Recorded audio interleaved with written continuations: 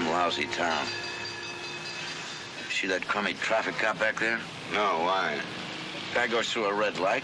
Cop looking right at him, didn't even stop him. You're gonna bet your last quarter he'd have stopped him if it'd been me driving. Sure, Eddie. You don't believe me? Listen, Eddie Jerome comes to town. Mothers hustle their kids off the sidewalks. What am I, some kind of a Frankenstein or something? Haven't I got a right to live? I ask you, haven't I?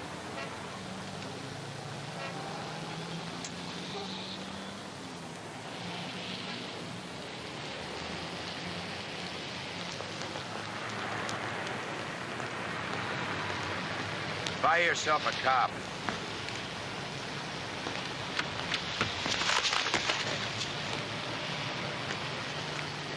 What happened? I opened the door, the old guy was standing there. He struck me. Are you all right? You wasn't watching where he was going, Sam. I saw it. Are you all right? Call the doctor. It's my leg. I'll get one.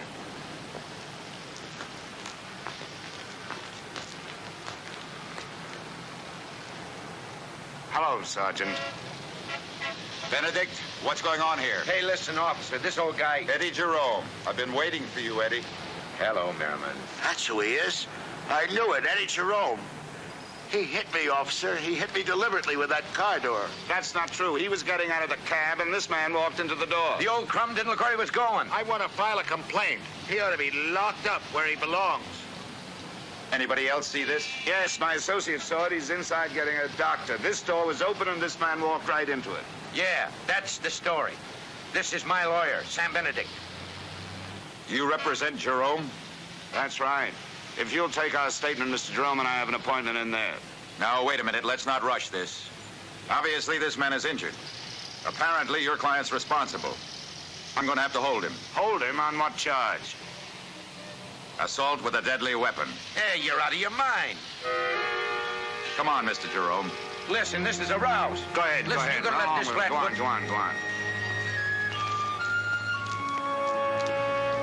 The doctor will be here in a minute. Right.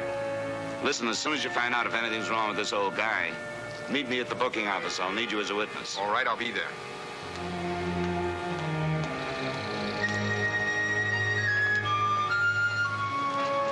The doctor will be right here. You okay? My leg. It hurts. It hurts.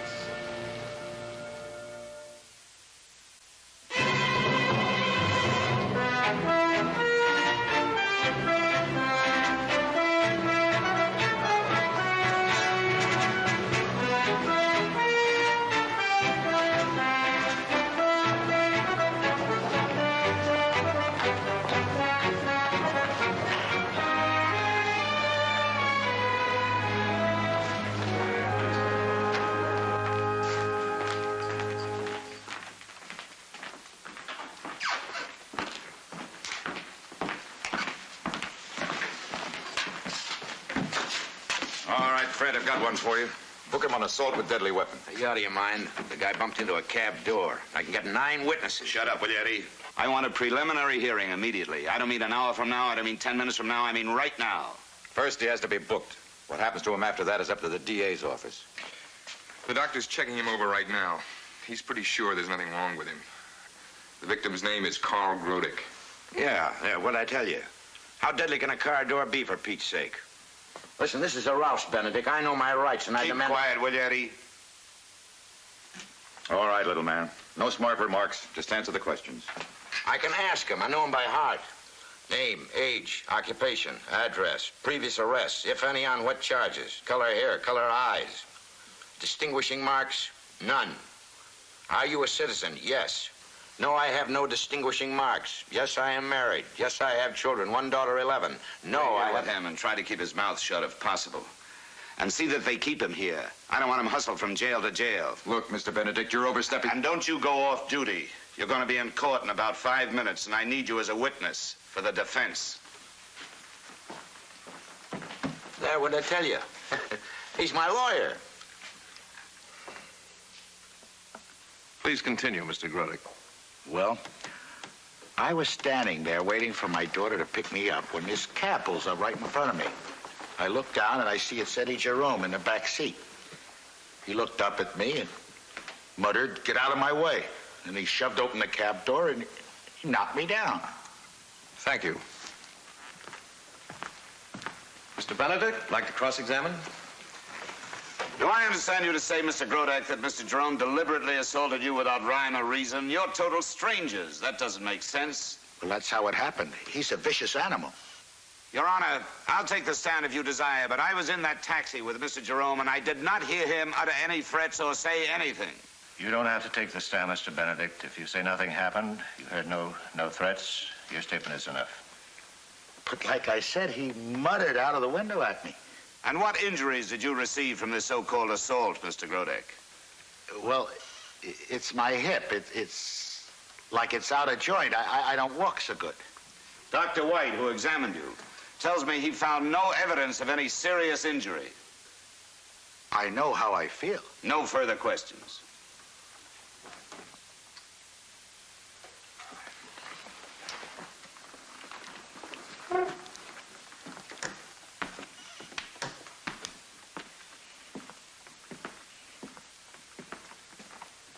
Jerome has a long series of arrests and convictions on a number of ADWs. Assault with deadly weapon. He's served time in at least 2 federal prisons. His associations with the syndicate are well known. Objection, Your Honor. Mr. Jerome is not on trial here for previous arrests.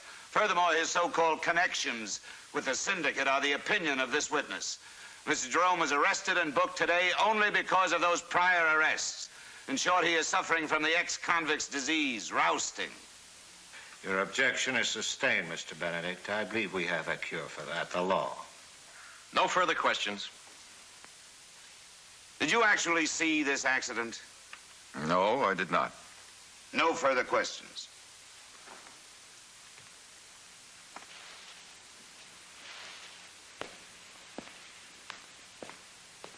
People rest, Your Honor. Dad, you really murdered him. All right, Mr. Benedict, call your first witness. Call Edward Jerome. Edward Jerome, take the stand.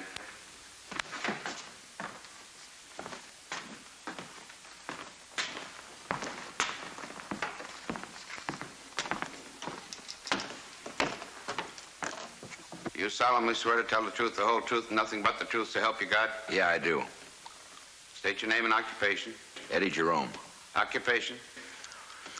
I own a string of racing ponies. Be seated. Would you tell the court in your own words what took place approximately 1 hour ago in front of the Hall of Justice? I was rousted. Objection. Witness opinion. Sustained. The witness will restrict himself to the facts. Okay, I'm sorry, Your Honor. Mr. Jerome, I'll repeat the question. Will you describe in your own words the events that took place outside of this building approximately 1 hour ago? Pleasure. It's a pleasure. My lawyer, Sam Benedict, and I was driving up to the Hall of Justice. I paid off the driver.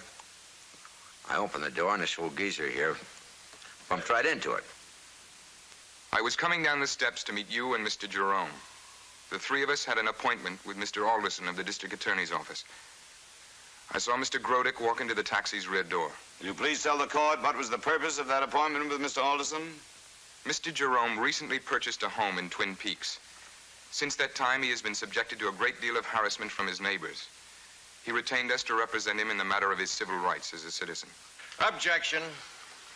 Your Honor, my appointment with Mr. Benedict and Mr. Tabor this afternoon, which was canceled due to Mr. Jerome's most recent scrape with the law, has no bearing on the matter before this court. Indeed it does, Your Honor. Eddie Jerome's record may be unsavory, but nonetheless, he is not at this moment wanted for any crime. He has fully paid any debt he had to society for any past crimes, and he is now, under the law, due the same rights as any other citizen. Objection sustained. Mr. Benedict, I don't believe Mr. Jerome's purchase of a home is necessarily connected with the matter before this court. I can certainly understand how the climate surrounding Mr. Jerome's decision to live in San Francisco is hostile. Any further questions, Mr. Benedict? No, Your Honor. Mr. Alderson? No further questions, Your Honor. Witness is excused.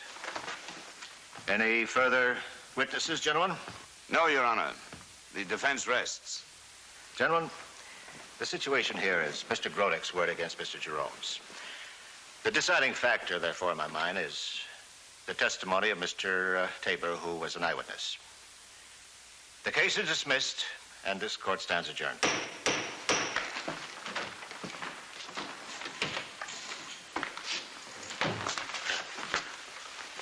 You're worth it, every dime. They don't call you the master for nothing. How much I owe you? 1 day in court, $1,000. You're a bargain, Sammy boy. My name is Sam, not Sammy boy, and you call me Mr. Benedict. And let's get something else straight. I meant what I said. You've got the same rights as anyone else, providing you don't break the law. As far as I'm concerned, my feelings and interest in you begin and end right there. See that Mr. Jerome gives you a check for $1,000. You don't have to get sore about it. Tell you what, I got a couple of tickets for the 49ers game for Sunday. Now, be my guest. Hey, I know a good-looking Sam, maybe. I want to talk to you alone. Yeah. Just the two of us. And don't you get fancy, Sergeant. You'll be back pounding a beat again. Come on. You beat me this time, Sam. But your client's going to make a mistake one of these days. And when Mr. Jerome does, I'll be there. Bill, you're never going to close the book on Eddie Jerome by trying to get even with him. The best thing you can do for yourself is to forget him. I know what he is. I know what he did to me. It lives with me every day.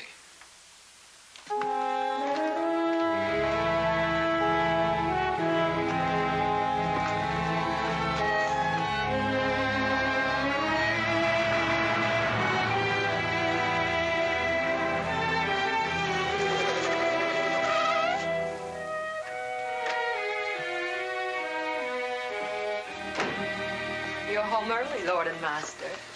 Hi, honey.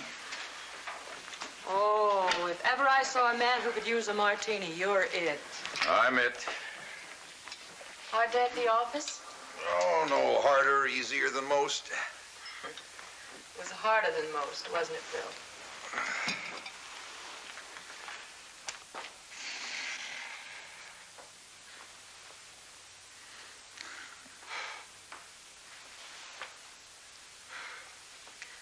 I heard about it on the radio. I thought we had an agreement, sweetheart, that a cop's wife doesn't... Worry about her husband, huh? Only this was something special. Not a bank robbery or a market holdup, a lot of shooting. This was worse, wasn't it? Eddie Jerome, he's not worth talking about. But he's worth your time thinking about. I know. He's been back in San Francisco for 3 weeks. 3 weeks and 2 days, to be exact. And you haven't thought about anything else since he got here.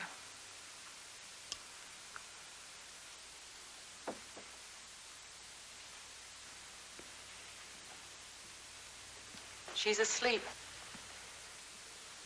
This early? She was tired tonight. Or did you put her to bed so I wouldn't be able to see her? Bill.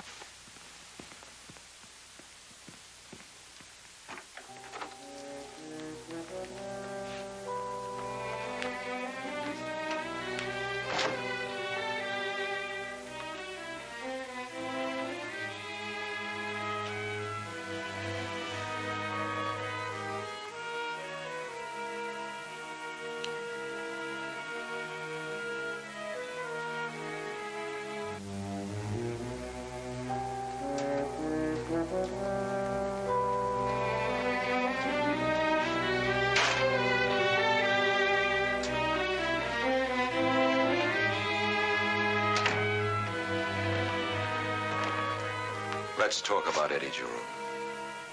Let's light a candle for Eddie Jerome. Or buy him a medal. Maybe we'll let Carol pin it on him.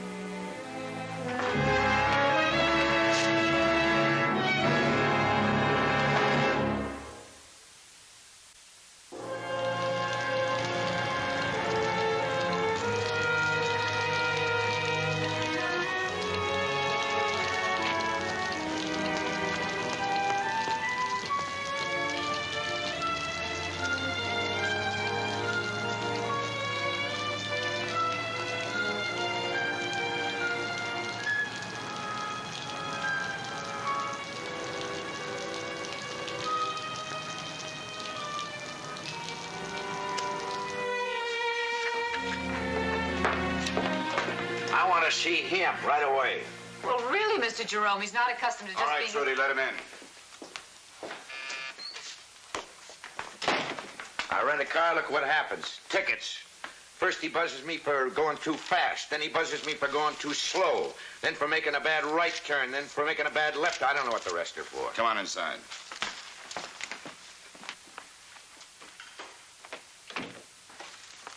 Merriman. I'd like his head for a doorstop. Trudy, get me Lieutenant Kender. Go home, Eddie. Travel by bus. Go home. They got a stake out there. They'll probably give me a ticket for walking across my own lawn. These are all signed by Merriman. Anybody else try to arrest you?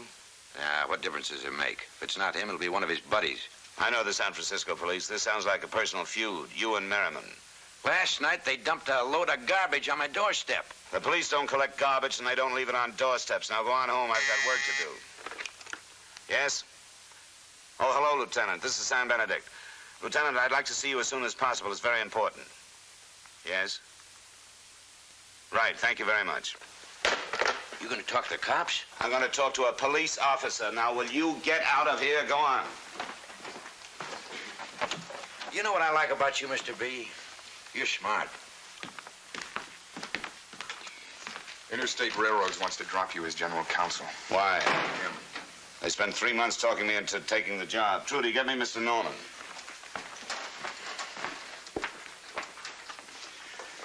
I just got a call from Grodek's attorney.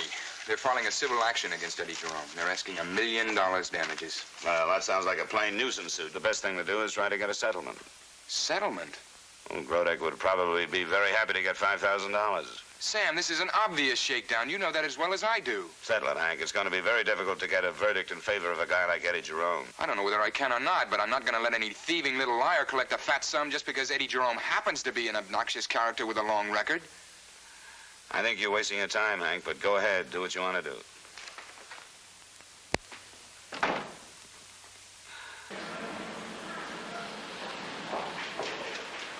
Hey, come on, Eddie. Give us a break, will you? You guys always make me sound like a jerk. We'll quote you straight. Now, what do you think of the San Francisco Police Department? The what? The San Francisco Police Department. Didn't know you had such a thing. Well, who do you think busted you last night? Big Tracy? Some old geezer named Miriam or something.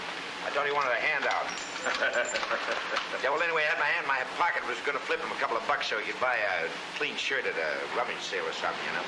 Then I lamped the buzzer. Good thing I did. He'd have busted me for bribery. All right, boys, all right. The interview's over. Hey, just getting started here, telling the fellas a few things here. Either you lose your voice or you lose your lawyer. Which is it to be? Hey, what about you, Sam? Yeah, how come you're handling Jerome? I'm a lawyer. He's my client. He's entitled to be represented. Hey, come on, talk to us, Eddie.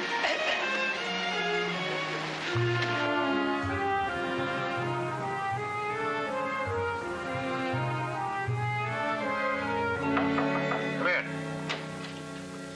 Hello, Sam. What's in your mind? Eddie Jerome. Goodbye, Sam.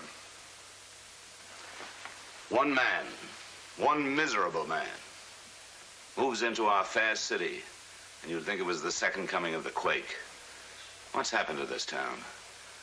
Are we so insecure that one ex-mobster with a record a mile long can send us running for the hills? Ex-mobster? I don't know. Apparently you don't know, or you'd have him locked up. While you're waiting to find out, he has a right to lead a normal life. Agreed. However, that doesn't prevent us from keeping him under surveillance. And that we fully intend to do. After all, we've got a responsibility to a few 100,000 other citizens who want to lead a normal life. Surveillance and rousting are two different things, Pete. We don't order the rousting of anyone. Really? Merriman is acting on his own. Well, of course he is. You know that. We assigned him to Jerome because he knows him, because he's dealt with him. And he was hurt by him. That was 6 years ago. But Merriman hasn't forgotten what he thinks happened. It did happen, and I don't blame him. And I'd feel the same way, and so would you, if your daughter was stuck in a wheelchair the rest of her life. Eddie Jerome was not responsible for that. No, but it happened because Eddie Jerome was in San Francisco. Oh, then you're not going to do anything about the rousting.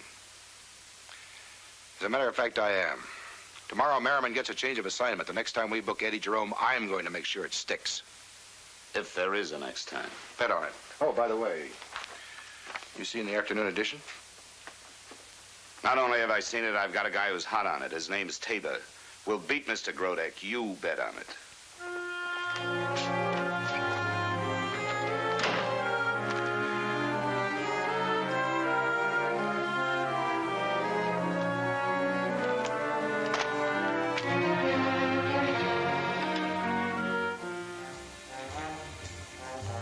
Come on, baby, guess what it is.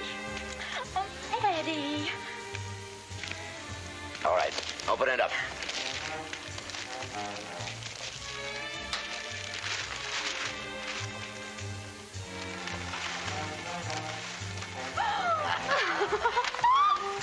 Oh, you're too much. You're just too much. It's just that I love you so much, baby. It's divine. Absolutely heavenly. Do you like it, Arnold? Is it pretty cute? I had it flown in from Paris, France. Paris? Did it cost much? A bundle. Well, one thing for sure. The postage didn't cost much.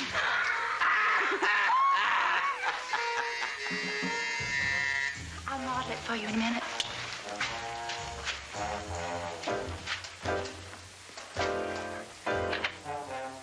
Mrs. Jerome, Yes? I'd like to talk to your husband.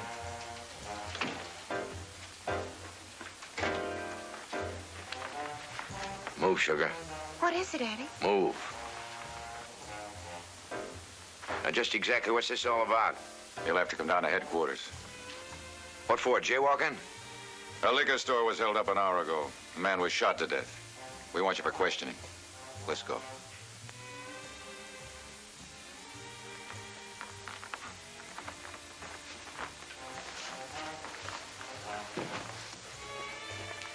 Call Sam Benedict.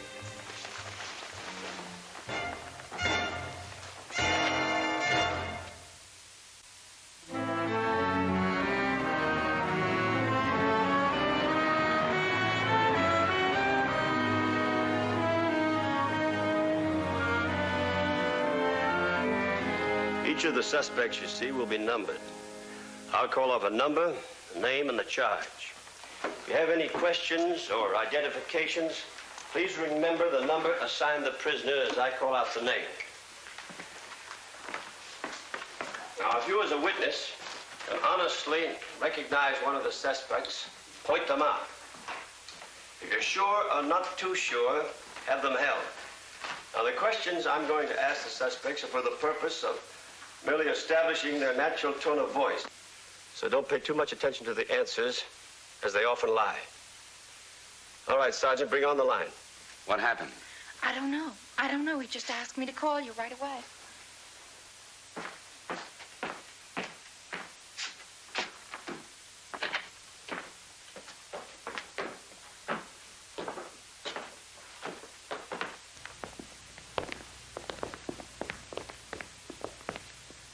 All right, face front. Eyes straight ahead. Hands by your side. Talk loud enough so you can be heard in the back of the room. Number 2, James Gallagher, assault. Step out, Jimmy. What do you do for a living? Drive a truck. What's your address? 5162 Salacentia Street. How much do you weigh? 205. You know how much Frank Aquino weighs? How much? 132. I didn't know, but I do know he's got an awful big horn where his mouth ought to be. All right, Jimmy, step back. Next. Number 3, Edward Jerome, robbery. Step out, Eddie. How you been? Where do you live? What you been doing lately, Eddie? Well, it looks as if Eddie doesn't want to talk to us today. All right, step back, Eddie. None of them. You positive? I wouldn't forget that face. Next. Number 4, Arnold Jenks. Murder. Step out, honey. Let the folks see you. What's your address? 601 Monroe Street. Where's that? Hoboken, New Jersey. Where'd you sleep last night? The Longwood Hotel. What do you do for a living? I'm a thief. All right, honey, step back. That's it. Take him out, Sarge. Number 3 again, Inspector. Number 3, on the line. Do a quarter turn. Take a quarter turn. All right, face front. Palms up. Palms down. Pull your sleeves back. no visible scars. Well? Didn't you tell me that's what he looked like? Maybe. That's not him. Okay.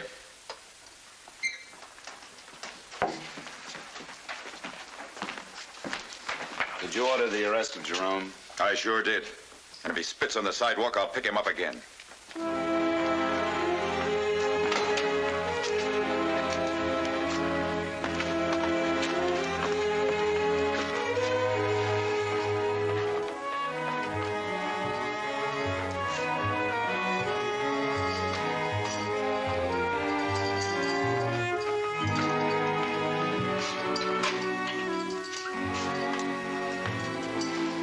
I am out.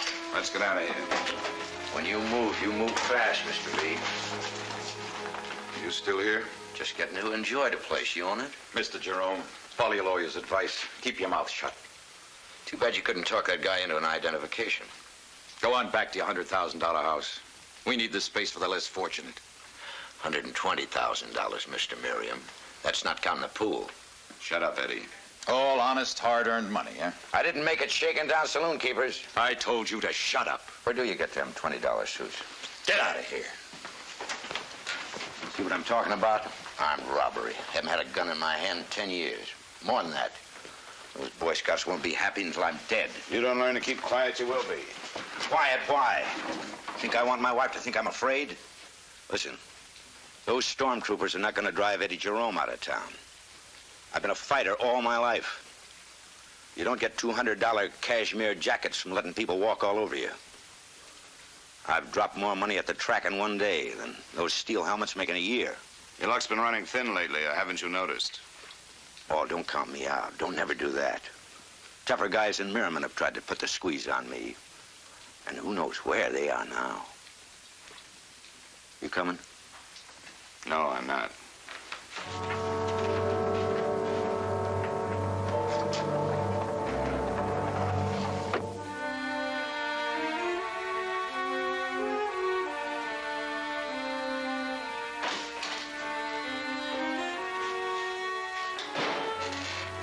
What can I do for you?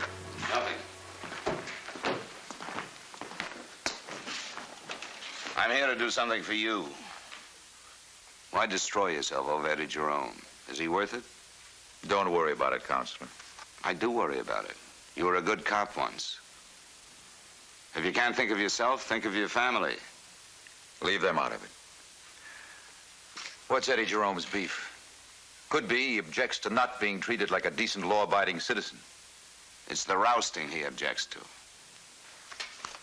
I don't know anything about rousting. Oh, come on, Bill. You and I have known each other too long. Let's not kid each other.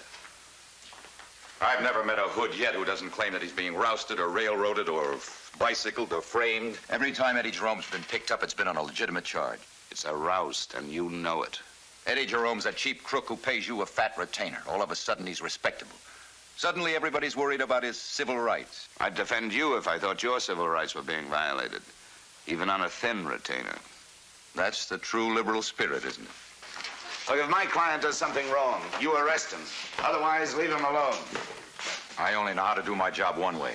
When I find a hood in the streets, I take him off. Take a look at yourself. See what this thing is doing to you. It's eating you alive. You're eating me, Counselor. You and the rest of your rat pack who defend these hoods. Now, just a second. 6 years ago, Lefty Rogers walked out of Q a free man. Sprung by a fast-talking, clever lawyer. 2 months later, his gang took a dozen shots at me in my own driveway. They didn't hit me, Sam, but they hit a little girl alongside me. Eddie Jerome was nowhere near your house when that happened, I know it. In my book of law, he was. Rogers is one of his boys. As far as I'm concerned, Jerome was an accomplice.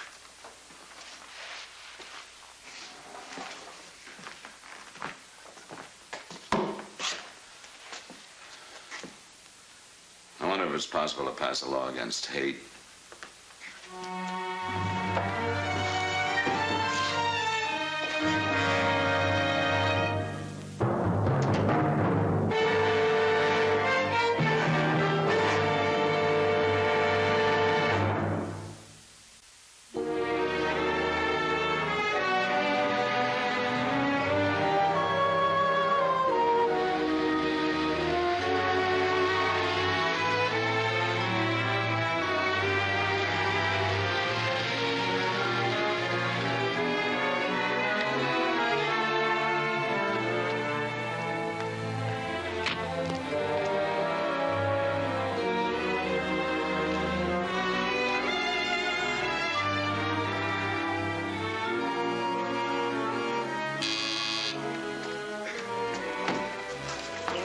I'd like to speak to Carl Grodick. Oh, come on in. You must be from the newspapers. No, my name is Henry Tabor. I represent Mr. Edward Jerome. Art! Art, come on down here. Eddie Jerome's lawyer's here to see you.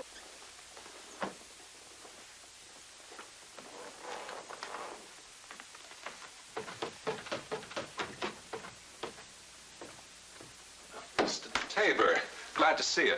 I'm Art Walbin. This is my wife, Iris. And, Oh, I've already met Mr. Grodick. He says he represents Eddie Jerome. I see. Well, perhaps this will make it easier. I'm sure Mr. Jerome wants to settle this matter quickly and out of court. Why? Certainly you don't contemplate having a jury trial where a known... Where a known ex-criminal such as Edward Jerome would be convicted before the case ever went to court? Exactly. Especially as he's guilty. You know, my intuition tells me that Mr. Grodick is your father-in-law. That's right. And I'm also his attorney. My instinct tells me you're the kind of lawyer who would defend Eddie Jerome. Your instincts don't impress me a bit, Mr. Walbin. Gentlemen, there's no need to personalize this. I only want what's due me. Why don't we settle this quickly? I'm falling behind in my work. My father's a master printer. His not being able to work will be very expensive. I'm sure. Mr. Grodick, if you thought you weren't going to collect any money from this claim, would you go back to work tomorrow? Why, Mr. Tabor... Don't answer that, Dad. Mr. Grodick has been seriously injured. Your client, in a hurry, caring little for the concern of others, willfully struck him with an automobile door. It doesn't matter that criminal charges against him were dropped. This is a civil action. And he must be prepared to pay for the harm his negligence has created. Isn't it a little early for your summation before a jury? Well, I just want you to know how we stand. I don't care how we stand here. I'm just interested in how we end up in court.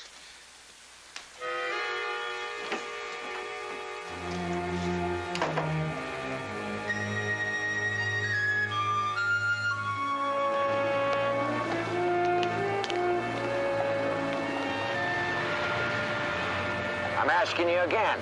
Is your name Sergeant William Francis Merriman? What's the matter with you? Is that your name? Sure it is. And in front of all these witnesses, I am making a citizen's arrest.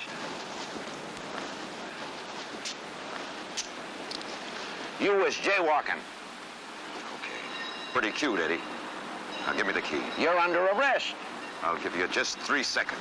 You can't bluff me. You know the law as well as I do. All right, Eddie, give him the key. You stay out of this. Give him the key before he flattens you. What's the matter, Counselor? You didn't do it the way you coached it?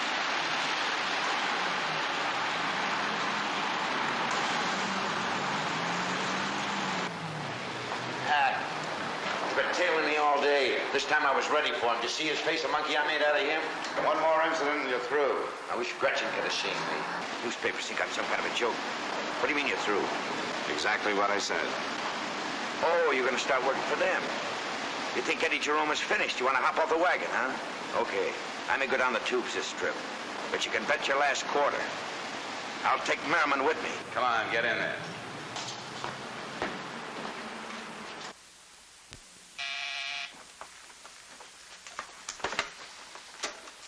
Trudy? Yes, I'll talk to Mr. Walbin. Mr. Walbin? No, Mr. Jerome has no intention of paying just the medical bills. In fact, Mr. Jerome is considering putting Mr. Grodick on the stand and asking him where he got the idea for using crutches. I'll see you in court, Mr. Walbin.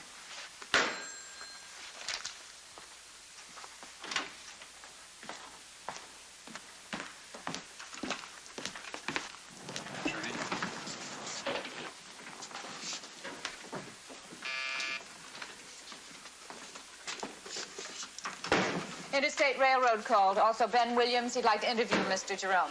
Anytime, honey. You would just make the appointment. I'll be there. No, you won't be there. Tell Ben Williams no, Trudy. You get in there. Come on, Hank.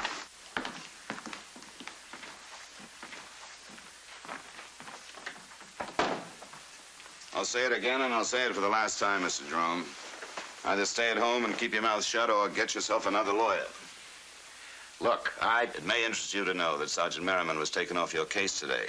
And it may also interest you to know that if you hadn't started this whole business up again, you might have been able to live in some semblance of peace. Then what was he doing tailing me? If he was tailing you, then he's in big trouble with his superiors. You were ahead of the game, and you didn't have enough sense to know it. Now, do you listen to me, or do you get yourself another lawyer? Look, I got my rights. I'm a citizen. Okay, I'll listen. Only I'm warning you. He makes one more roust on me, and I'll tell you... And you'll do nothing. And furthermore, you won't warn me about anything. You'll do what I tell you to do. Now, yes or no? Okay. Did you settle with Grodek? Sam, I'm sure he's faking. I've got an idea. Let me try a little more. What about it, Jerome? We can settle this for about $10,000. Pay the $2. Sam, give me a chance. Let this kid handle $1 million suit? Pay him. All right, Hank. You do whatever you think is necessary. Right.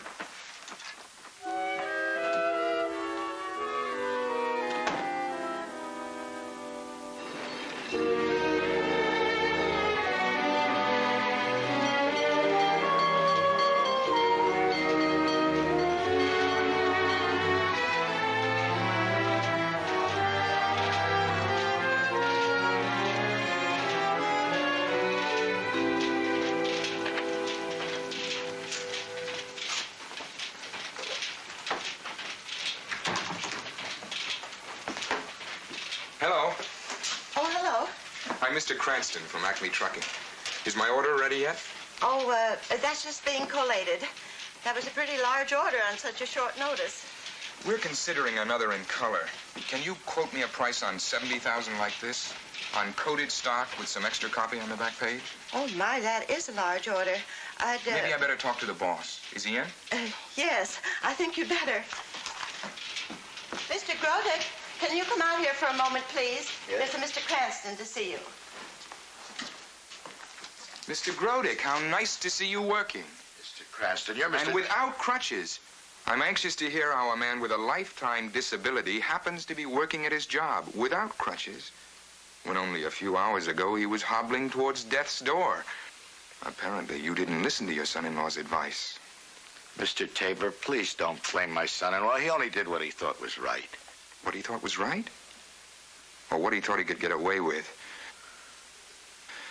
Mr. Grodek, it might interest you to know that your son-in-law could be disbarred for the kind of advice he gave you, and you could be prosecuted for accepting it. Is that what you want? No, it isn't, Mr. Tabor, please. Well, this lady looks like she can take shorthand. Get her a pencil and paper and dictate how really seriously injured you are. Right? Yes, Mr. Tabor, but please keep my son-in-law out of it. He's young and inexperienced. Not anymore, he isn't, Mr. Grodek. He's more experienced today than he was yesterday.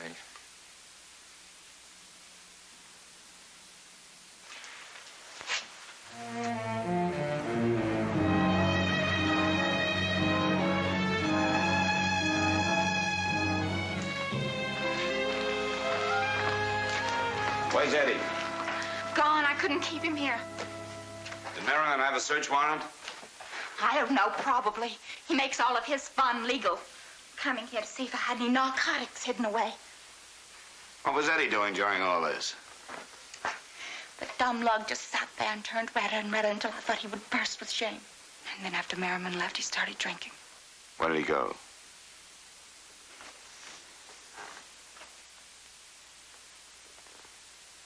Where did he go? He said he was going out to get a gun. That he was going to kill Merriman.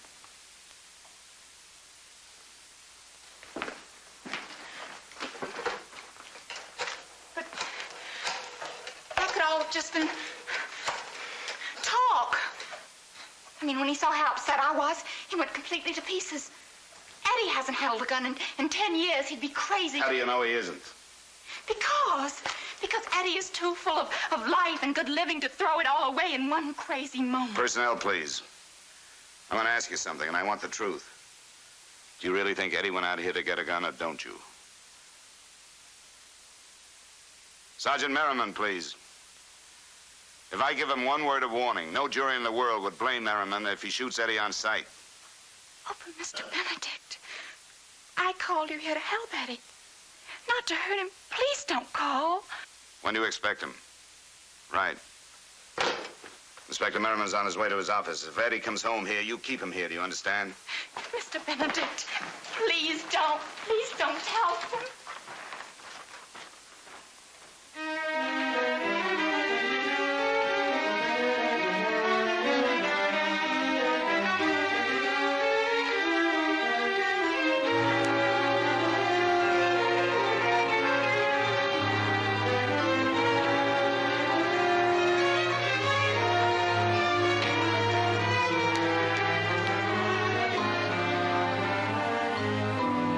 Thanks a lot, Mrs. McKay.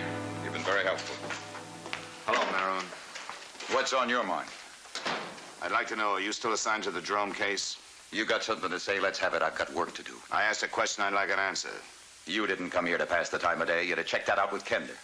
I saw you come barreling out of that taxi half a minute ago like the place was burning down. You still haven't answered my question. The answer is no. I'm on temporary duty in the bunco squad as of an hour ago. Does that make you happy?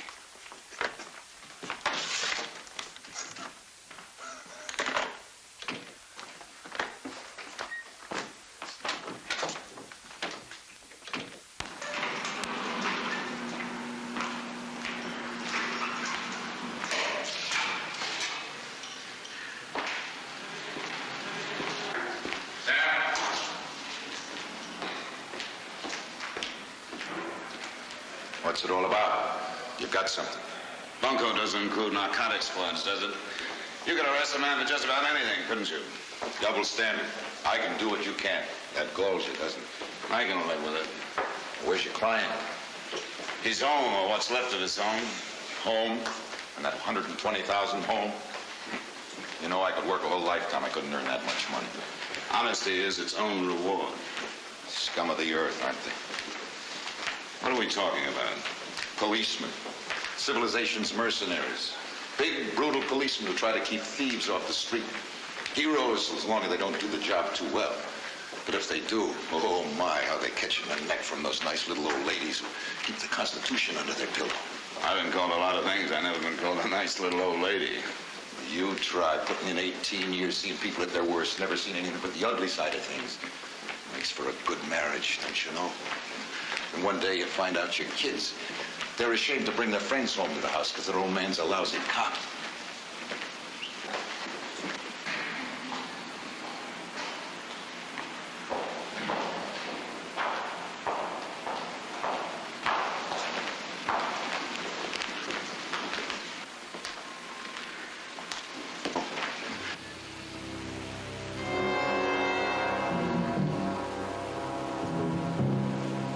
Let me talk to him.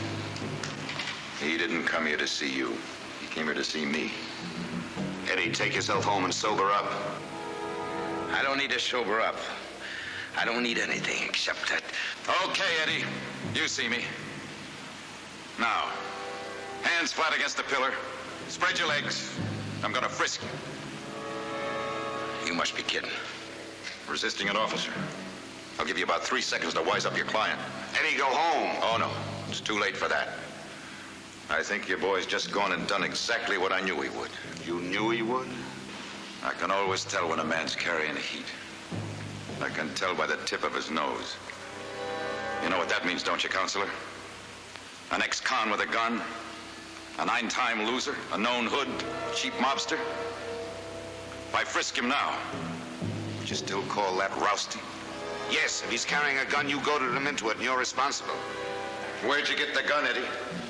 Looks like these days you can get almost anything on a credit card. Or did you tell him it was for me? Stick around, Sam. I just might need a witness for the inquest. And now you've got him, haven't you? You can get to your gun faster than he can, and you can execute him. And it'll all be legal. But if that doesn't make you a bigger gangster, what does it make you? Have you walked in the filth so long, Merriman has covered your brain? Is that your excuse? Is that what's turned you into a killer, huh? You give me your word you'll be out of town by noon? I give you nothing. I give you a chance to save yourself, to save whatever decency is left in you.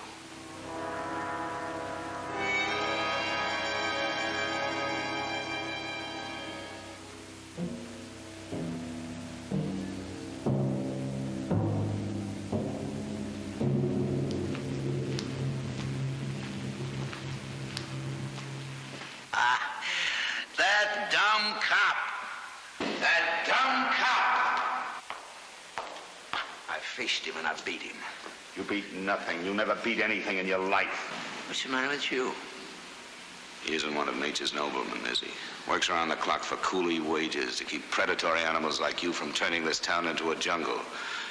And nobody loves him. Why should they? Big dumb ox like him. But even on the day he lies stretched out in his cut-rate casket, wearing a suit he bought off a rack 20 years ago, he'll still be towering miles above you.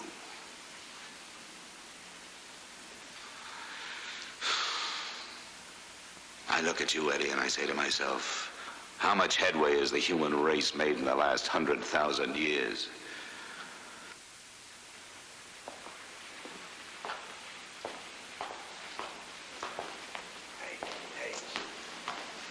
I still got 2 tickets to the 49ers, eh? And I know a dame for you. Beat it.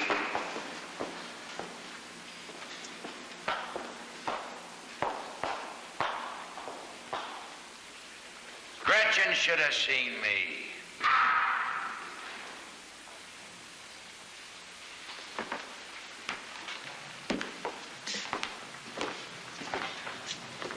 Sam. Yeah. Thanks.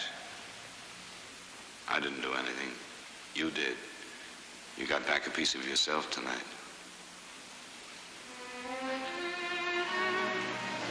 I'm thirsty, Bill, and I don't like to drink alone. Sam. Did he have a gun? You'll never know, will we, Sergeant?